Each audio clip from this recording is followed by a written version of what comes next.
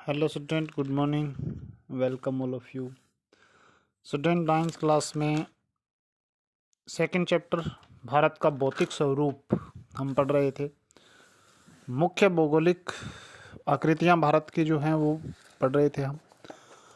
हिमालय पर्वत, उत्तरी हिमालय के बारे में हमने पढ़ा था, जो भारत का उत्तरी भूभाग है, जिसमें सबसे ऊंची चोटियां हैं माउंट एवरेस्ट, कंचनजंगा, मकालू, धौलगिरी।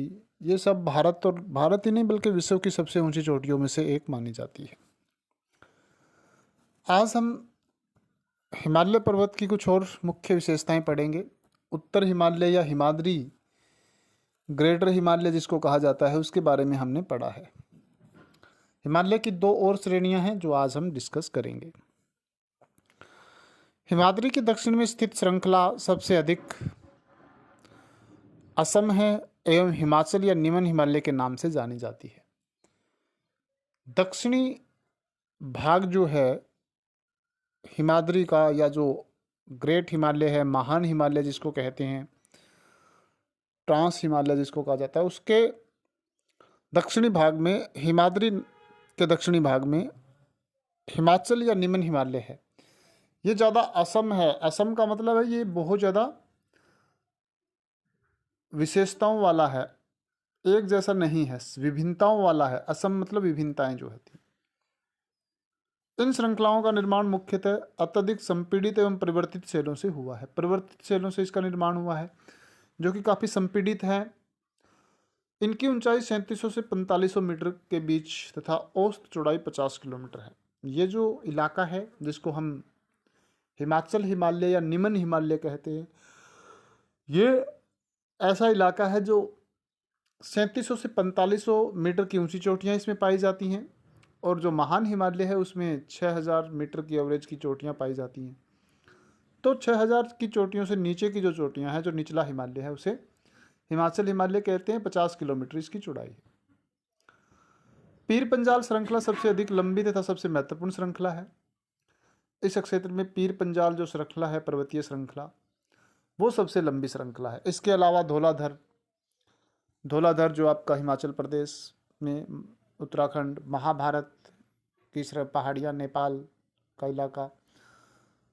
इसी श्रृंखला में कश्मीर की घाटी तथा हिमाचल की कांगड़ा और कुल्लू की घाटियाँ भी स्थित है। कश्मीर घाटी और हिमाचल की कांगड़ा कुल्लू घाटियाँ इसी एरिया में शामिल है, यानी कि हिमाचल हिमालय में। इस क्षेत्र को पहाड़ी नगरों के लिए जाना जाता है। पहाड़ी नगर इस क्षेत्र में बहुत हैं, उसकी महत्वपूर्ण विशेषताओं के कारण इनको पहाड़ी नगर कहा जाता है। हिमालय की सबसे बाहरी श्रृंखलाओं को शिवालिक कहा जाता है। इसकी चौड़ाई 10 से 50 है, और हिमाचल हिमालय के निचले जो भाग हैं वो बाहरी श्रृंखला है। उसको, क्योंकि हम दक्षिण की तरफ से जाते हैं तो सबसे पहले हमारे शिवालिक की पहाड़ियाँ ही हमारे आती हैं सामने, इसलिए इसको बाहरी हिमालय कहा जाता है, और सबसे आखिर में जो है वो आंतरिक हिमालय कहा जाता है। इसकी चौड़ाई 10 से 50 किलोमीटर है, ऊंचाई 900 से 1100 मीटर के बीच में है। ये श्रृंखलाएं उत्तर में स्थित मुख्य हिमालय की श्रृंखलाओं से नदियों द्वारा लाई गई असंपीड़ित अवसादों से बनी हुई है। नदियों के द्वारा बहा करके लाई गई असंपीड़ित चट्टानों के द्वारा इसका निर्माण हुआ है। 900 से 1100 मीटर तक की ऊंचाई की पहाड़ियाँ इस क्षेत्र में पाई जाती हैं। ये घाटियाँ बजरी तथा जलोढ़ मिट्टी की मोटी परत से ढकी हुई हैं। निम्न हिमालय, हिमाचल तथा शिवालिक के बीच में स्थित लंबत घाटी को दून के नाम से जाना जाता है। जो एरिया निम्न हिमालय, यानी कि जो हिमाचल हिमालय और शिवालिक के बीच की श्रेणी है, उसको घाटी नुमा क्षेत्र को दून कहा जाता है। और कुछ प्रसिद्ध दून इस क्षेत्र में हैं, जैसे देहरादून है, कोटली दून है, पाटली दून है। ये कुछ एक मुख्य नगर इस रेंज में पाए जाते हैं, जो शिवालिक की पहाड़ियों का क्षेत्र है।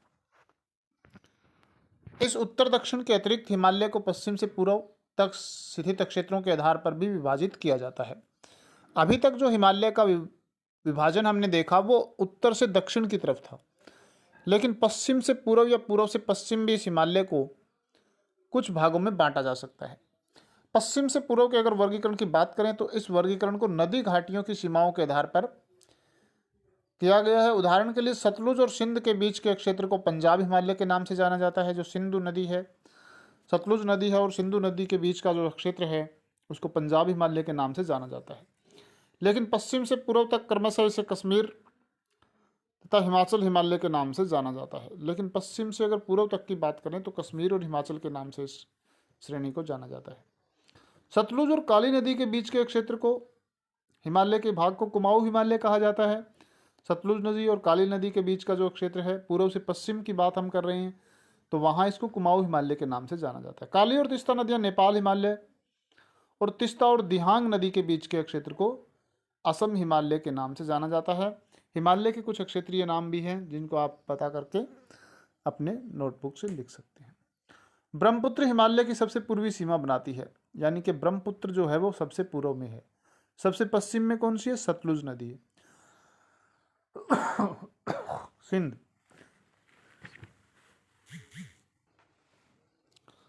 तो हिमालय की सबसे पूर्वी सीमा पर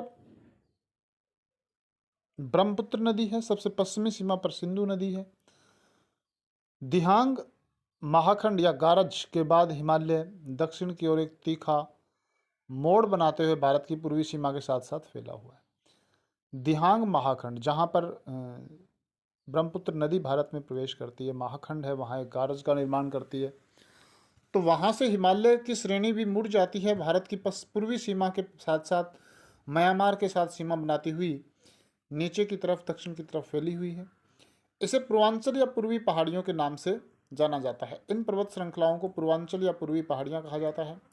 यह पहाड़ियाँ उत्तर पूर्वी राज्यों से होकर गुजरती है और मजबूत बलुआ पत्थरों, अवसादी सेल से बनी हुई है। अवसादी सेलों से बनी हुई इस श्रृंखला को, मजबूत बलुआ पत्थर से बनी हुई श्रृंखलाओं को उत्तर पूर्वी पहाड़ियों के या पूर्वांचल पहाड़ियों के नाम से जाना जाता है। ये घने जंगलों से ढकी हुई हैं, अधिकतर समानांतर श्रृंखलाएं एवं घाटियों के रूप में फैली हुई है। पूर्वांचल में पटकई, नागा, मिजो और मणिपुर पहाड़ियाँ शामिल है। ये पहाड़ियाँ पूर्वोत्तर के राज्यों में है, मणिपुर में, मिजोरम में, असम में। तो ये वहाँ पर इसके अलग अलग नाम आपको बताए गए हैं। तो ये हिमालय का वर्णन हुआ। हिमालय को हमने उत्तर से दक्षिण, पश्चिम से पूर्व दोनों तरफ से विभाजित किया है। पश्चिम से पूर्व का जो विभाजन है वो नदियों के बीच के क्षेत्र को कुछ नाम दिए गए हैं जिनके आधार पर इनको जाना जाता है। तो ये आपको जो हिमालय के बारे में बताया गया है, ये हिमालय का पूरा वर्गीकरण है।